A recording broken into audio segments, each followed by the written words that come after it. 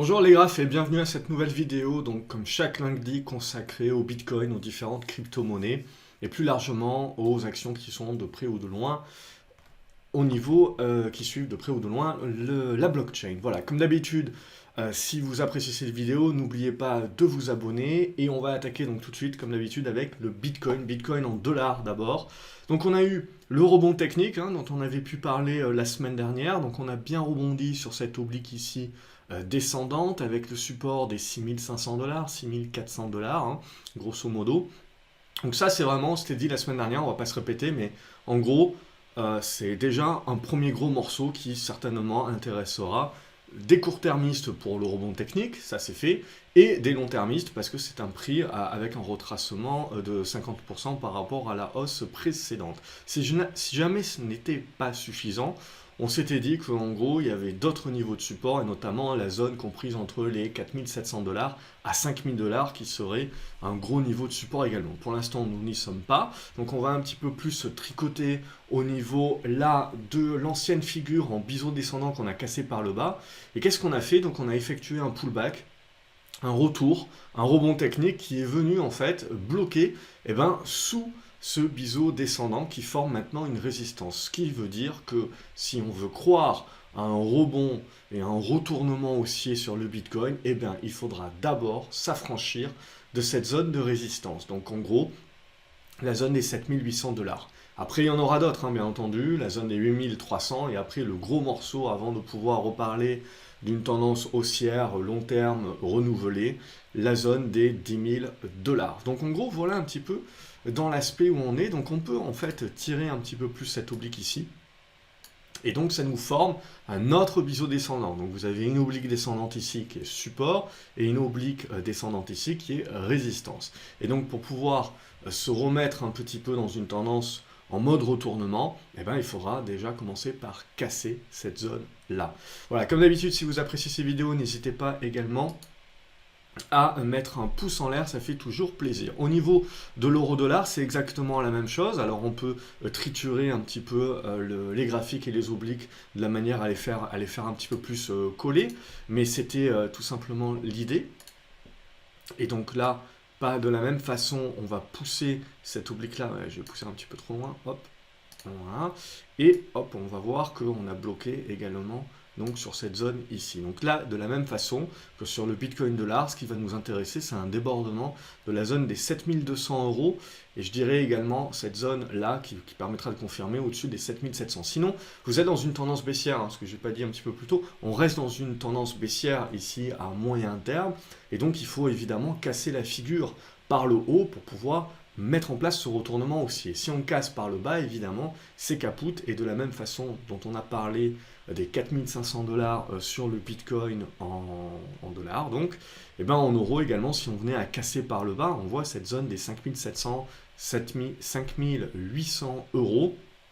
Là aussi, il ne faudra pas donner trop cher, donc on aura un premier niveau support certainement sur les 5000 €, et derrière, on parlera des 4300, et puis très certainement un retour sur les 3700 €. Pour l'instant, nous n'en sommes pas là, vous le voyez, on est dans cette figure en biseau descendant, tant qu'on est dans cette figure-là, c'est de la construction, et donc on attend la cassure par le haut pour relancer la hausse, reparler d'un retournement haussier qui devra se faire en deux étapes, c'est toujours pareil. On sort d'abord par le biseau descendant par le haut, on bloque sur une résistance horizontale, on consolide cette hausse-là, et derrière on construit la congestion. Et si on en sort par le haut, là on parle de retournement haussier, de relance de la dynamique haussière à moyen long terme. Donc ça risque de nous occuper un petit peu sur les prochaines semaines. Donc voilà, donc là pour l'instant on a la construction qui est en train de se mettre en place. Donc là, ce qui est plutôt intéressant, voilà, c'est que on a poussé ici, on revient consolider, maintenant il faut tenir des zones de support pour pouvoir retenter les résistances qui ont bloqué sur le précédent rebond et les passer. Et là, ça sera un signal probant pour la suite. Allez, maintenant on va passer aux autres crypto-monnaies. Avant cela, n'oubliez pas également dans les commentaires de me signifier quelles sont les crypto-monnaies que vous suivez, quelles sont vos analyses, quel est votre point de vue également, de manière à rendre cette vidéo la plus objective. Et également, voilà, si vous voyez que il manque peut-être des crypto-monnaies ou que vous voudriez que je passe plus de temps sur une crypto plus qu'une autre, n'hésitez pas à le stipuler dans un commentaire indépendant. Et également les autres personnes, quand vous voyez que quelqu'un et que vous êtes d'accord avec une crypto qui est proposée par quelqu'un, n'hésitez pas à mettre un pouce en l'air. Derrière, au niveau du BAT, pour moi, il n'y a pas grand-chose à se mettre sous la dent tant qu'on ne revient pas au-dessus des 23 centimes de dollars. Au niveau du Binance Coin également, il ne revient pas en forme, le Binance Coin, tant qu'on ne revient pas au-dessus de cette zone des 23 centimes de dollars. Au niveau du Bitcoin Cash, voilà, éventuellement, vous pouvez avoir un rebond un rebond technique un peu plus puissant sur dépassement des 228 dollars, où on pourra viser une zone entre les 260 et les 270 dollars, mais globalement, à moyen terme, je veux dire, vous voyez, sous les 280 dollars, ça va continuer de rester compliqué. Ensuite, le Cardano, c'est pareil, pas grand chose qui va nous intéresser. Il faudra dépasser, vous le voyez, la zone des 430 et surtout cette zone des 470. Et là, on commencera à être un peu plus intéressant. Cosmos, hein, ça fait partie. On va le voir avec une autre crypto-monnaie de celles qui sont un petit peu dans des configurations les plus intéressantes. Alors, on a bien rebondi, on le voit, sur cette zone de support oblique ici. On a un bon support intermédiaire là sur la zone des 3,40$, 3,30$. Donc, on va rester au-dessus, on va rester positif. Et pour vraiment relancer la tendance haussière, vous le voyez, il va falloir repasser au-dessus de la zone des 4,20$ à 4,40$. Et là, véritablement, on aura un bon signal de retournement haussier donc sur Cosmos. Au niveau du Dash, pas grand chose à se mettre sous la dent tant qu'on reste sous cette oblique ici, donc sous la zone des 60$, 62$. Si on devait dépasser cette zone, hein, à mon avis, on bloquerait sous la zone des 70$, et là, éventuellement, on construirait quelque chose d'intéressant. Pour l'instant, nous n'y sommes pas, ça reste une tendance baissière. EOS également en tendance baissière. Éventuellement, ça peut rebondir un petit peu plus fort, mais on le voit, une forte résistance sur la zone des 3,50$, en dessous de laquelle, à moyen terme, on reste en mode observation. Même chose sur Ethereum, biseau descendant. Le rebond technique peut éventuellement aller chercher un petit peu plus haut, mais on le voit, hein, tant qu'on va être sous cette zone des 170$, hein, ça va être encore compliqué pour Ethereum qui continue de construire pour le moment. Et avant qu'on parle de retournement haussier, il faudra déjà commencer par repasser au-dessus de ces 170$. Au niveau d'Ethereum classique, c'est la même chose, même si le biseau descendant est un peu plus, on le voit, pentu. Donc cette zone-là du débordement des 4,15$ peut vous permettre d'aller chercher les 4,50$, mais on le voit, c'est vraiment la cassure de ce biseau à la hausse. Derrière, une construction intermédiaire, le pullback, la congestion qui permettra, et la cassure à la hausse de la congestion qui permettra de parler de retournement haussier de moyen terme. Avant cela, voilà, c'est prématuré, surtout ne perdez jamais de vue qu'un biseau descendant, ça peut casser par le bas, et donc ça crée des paniques baissières. Donc ça, il faut le garder en tête. Litecoin, c'est exactement la même chose pour moi.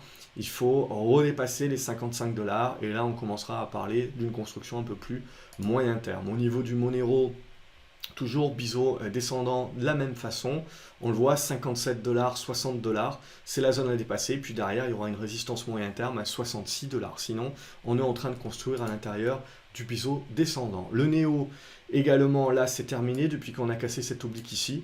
Donc pour moi, il faut attendre de voir qu'est-ce que ça peut reconstruire de plus. Éventuellement, il y en a certains qui seront intéressés par un retour sur la zone des 8$ à 7,80$. Mais sinon, ouais, sous les 11$, ça va être compliqué de relancer la dynamique. Au niveau de EMG dollar, là aussi, le pivot est à 1$.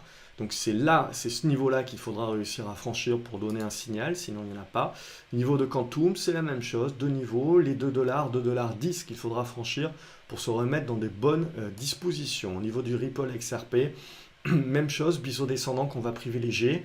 Et là, vous le voyez, c'est la zone des 25-26 centimes de dollars qu'il faudra dépasser pour donner un gros signal. Et puis, surtout, à plus moyen long terme, un dépassement des 31 centimes de dollars. Sinon, il n'y a pas grand-chose à se mettre sous la dent encore pour le moment, si ce n'est des rebonds techniques de court terme. Donc, Stellar, c'est même chose. Il faudra revenir au-dessus des niveaux des 7 centimes de dollars. Et puis surtout, a fortiori, vraiment à moyen terme pour retourner la tendance, revenir au-dessus des 9 centimes de dollars. Au niveau du Tezos, donc avec le Cosmos, c'est ceux qui sont, vous le voyez, il y a des bons volumes, ils ont réussi à conserver, contrairement au Néo, on a réussi à conserver la tendance. Donc pour l'instant, voilà, on construit bien, on construit la congestion. Évidemment, ça casse par le bas, scénario caduc, tout sera à refaire. Par contre, on arrive à conserver cette zone des 1$, 1,10$, on reste positif.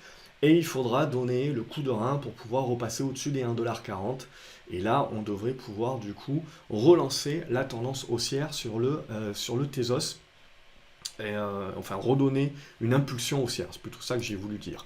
Le Tronix, pas grand chose à se mettre sous la dent, vous le voyez, sous les 0,18.